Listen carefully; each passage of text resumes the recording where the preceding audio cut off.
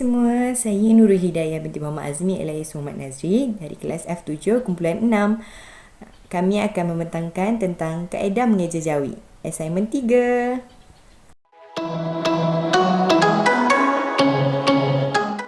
Hai, Assalamualaikum. Nama saya Alis Nur Anissa binti Samsul Bahari dari kelas F7.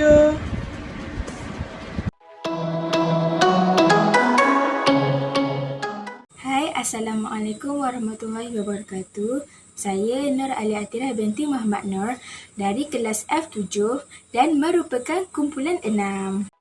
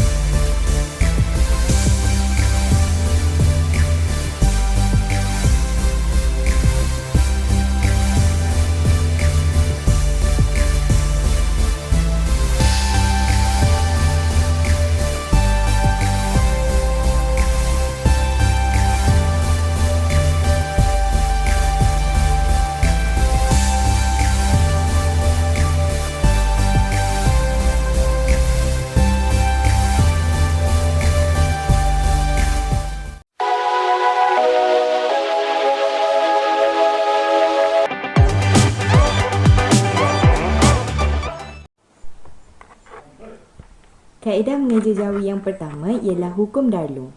Hukum Darlung terdiri daripada huruf dal, ra, lam, waw dan nga. Jika terdapat perkataan dua suku kata dan suku kata keduanya diakhiri dengan vokal A, maka perkataan tersebut akan ditambah alif di belakangnya. Sebagai contoh dalam macamnya ialah perkataan sabda dan pula perkataan ini dieja dengan menambahkan alif di belakangnya kerana suku kata keduanya bermula dengan huruf dal dan lam.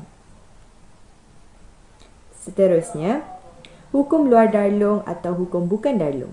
Hukum bukan darlung mempunyai syarat yang sama dengan hukum darlung kecuali suku kata akhirnya dimulai dengan huruf selain huruf dal, ra, lam, waw dan nga.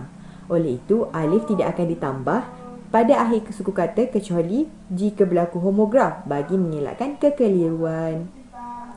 Sebagai contohnya, perkataan kita, maka dan jika. Perkataan-perkataan ini dieja dengan tidak menambahkan alif di belakangnya. Yang ketiga ialah perkataan satu suku kata. Setiap perkataan yang terdiri daripada satu suku kata dalam bahasa Melayu atau bahasa Inggeris tidak dituliskan alif di tengahnya. Setiap suku kata yang dimulai dengan huruf waw hendaklah diwujudkan alif di tengahnya.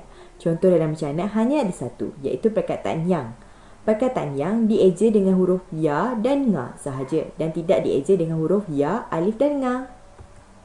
Yang keempat, huruf kaf dan gaf. Huruf kaf dan gaf. Hukum ini melibatkan kata yang berakhir dengan bunyi ka atau ga dalam bahasa Melayu jati. Huruf ka dan ga, suku kata terakhir tidak diberi huruf alif. Berlaku pengecualian sekiranya perkataan tiada huruf vokal, homograf, perkataan tersebut merupakan kata serapan, akronim atau kata nama khas. Contoh dalam macam ni ialah mereka, muka dan juga.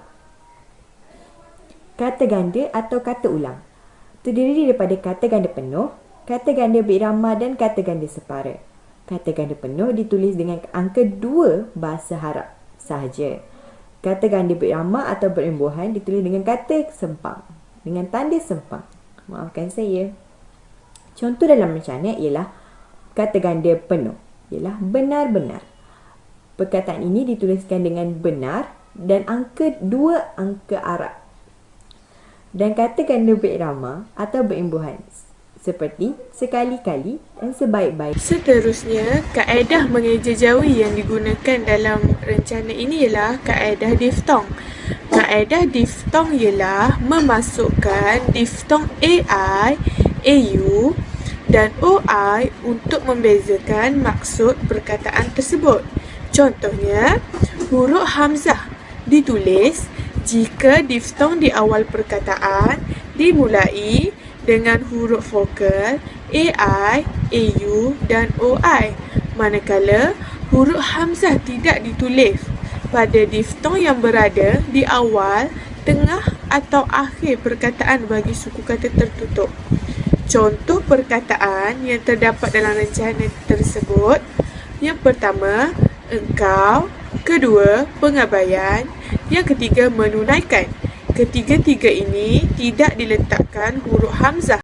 Hal ini kerana ketiga-tiga perkataan tersebut diftongnya berada di awal, tengah dan akhir perkataan tersebut.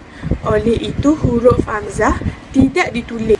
Okey, kaedah mengeja jawi dari segi kata pinjaman bukan sahaja terdapat kaedah mengeja dari segi bahasa Arab, tetapi juga ada kata pinjaman bahasa Inggeris, iaitu kata pinjaman ini dieja dengan menyelaraskan bunyi dengan kaedah ejaan bahasa Melayu.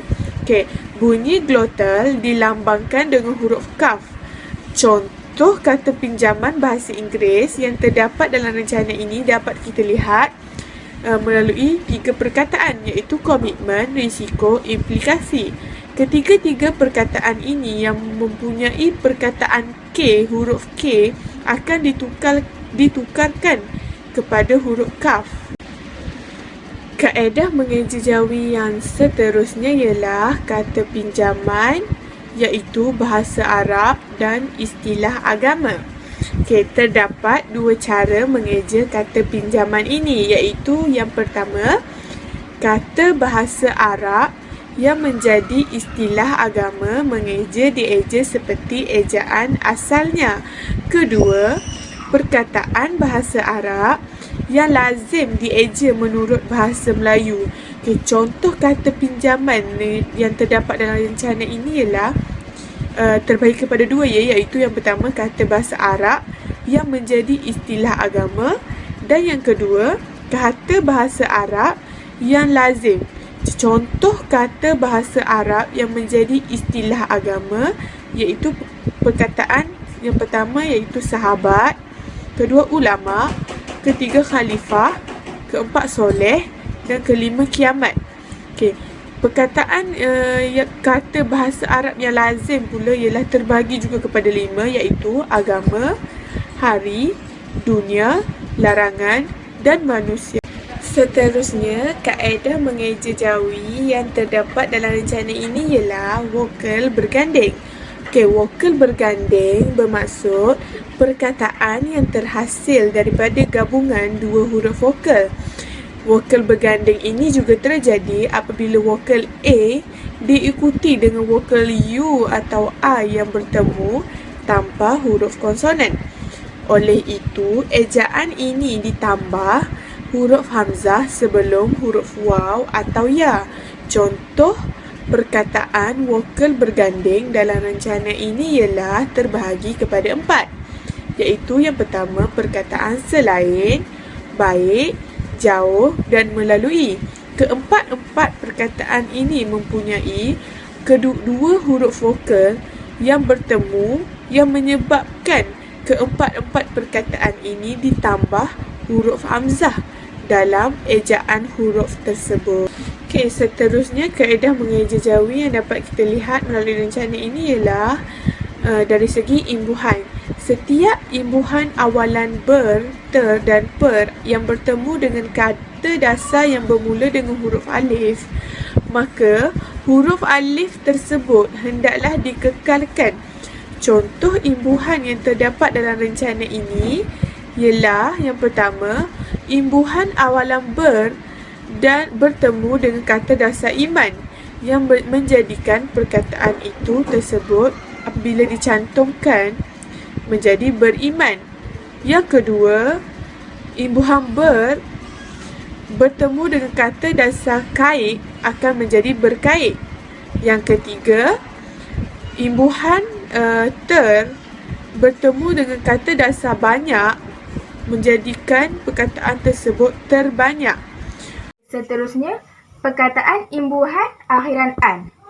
An terbahagi kepada dua. Yang pertama, an tanpa hamzah di atas alif dan yang kedua, an ada hamzah di atas alif. Okey, an tanpa hamzah di atas alif ditulis pada kata dasar yang diakhiri dengan huruf waw. Contoh dalam rencana acuan. Okey, kata dasar ialah acu dan dia diakhiri dengan huruf waw. Jadi, kita hanya tambah dia alif nun sahaja. Okey, yang kedua pula, an ada hamzah di atas alif. Ia ditulis pada kata dasar yang diakhiri dengan huruf alif. Contoh dalam rencana, keadaan. Kata dasar dia ialah ada. Ada diakhiri dengan huruf alif. Jadi, kita kena tambah hamzah di atas alif. Jadi, keadaan. Okey, contoh yang kedua seperti permintaan, kesejahteraan dan kekuasaan. Okay, seterusnya, nun juga merupakan imbuhan akhiran. Jadi, nun ditulis pada kata dasar selain daripada kata dasar yang diakhiri dengan huruf waw dan huruf alif.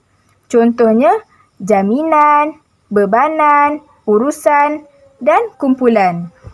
Okay, seterusnya, awalan ke. Bagi awalan ke, kaf digunakan sebagai awalan dan kata depan untuk kata dasar yang tidak bermula dengan huruf alif. Okay, contoh daripada rencana, kehidupan. Kata dasar bagi kehidupan, hidup. Hidup tidak bermula dengan huruf alif. Jadi, kaf digunakan sebagai awalan dan kata depan bagi perkataan kehidupan. Okay. Selain itu, contoh yang kedua seperti kefahaman, kepimpinan dan kewajipan. Okey, seterusnya penggunaan huruf hamzah. Penggunaan huruf hamzah ni terbahagi kepada 3.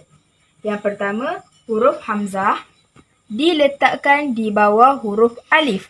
Contohnya Islam. Di bawah huruf alif terdapat hamzah. Yang kedua, huruf hamzah diletakkan di atas huruf alif pada semua kata dasar yang bermula dengan huruf alif apabila menerima imbuhan di, se dan ke.